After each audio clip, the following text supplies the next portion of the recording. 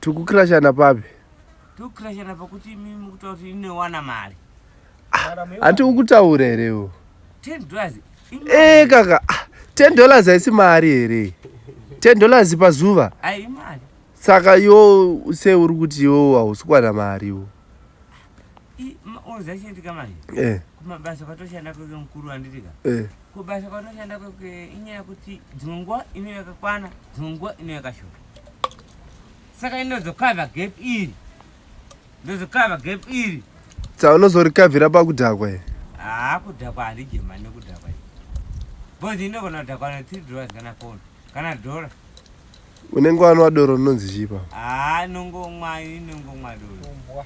Ndinganyebi hamwe inongomwa doro izi bhezabhiya. Bhezabhiya? Ndiripo ndarikutanga naro. Andikunyeba. Ndanopa $5 ponde. Ndutenga muri wakaenda kumba? Kuti vana aja ndiri? Saka kuti ndimboko ndemari. Wati vana vari kumusha vaniwo? Vari kumusha, mari yoyi inotovatumira mari yoyi. Uyakarohwa anotaura. Iyo wanga uchiti mwana wako akaroorwa futi? Wanga uchiti mwana wako akaroorwa sei? Aiwa, last bonanga second bonanga akaroorwa. First bonanga sati aroorwa. Umwe mudiki akafana maike mudumbu. Chete. Ndiona vanga ndino 903. Wangona 3. Nomwana yobva wafa. Apa ndisane 2. Andisane 2 andikunyeba. Ndisane 2 ana. Hatiramboti uri kunyeba isi. Inasi kunyeba. Kana kagunya mapande angari apa pabva pamiri apa. But yorongeka iwo ulimite zvekudhakwa isi. Because iwo haungataura kuti unobata $10. Munhu anobata $10 pazuva unoziva kuti imhene muZimbabwe. Because it's 300 USD. Pamande.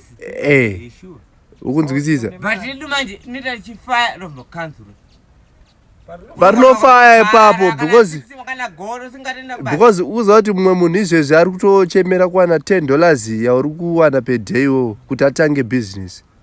Apa ndikunyesa kutachokwa inanyebe. But mari inobuda. But inombokata basa. Zvakafanira gore rapera. Tikapedza muna April. Tobva tagara. Handiri? February. Batanga basa. February batanga basa. Kopesa vanongochichi. Unochengeta hanti unenge wapiwa mari here? Mari inobuda daily. Kwa iwewe alright ukapiwa 300 yo ukatenga grocery re 100 unogara wega kayo. Re 100 rako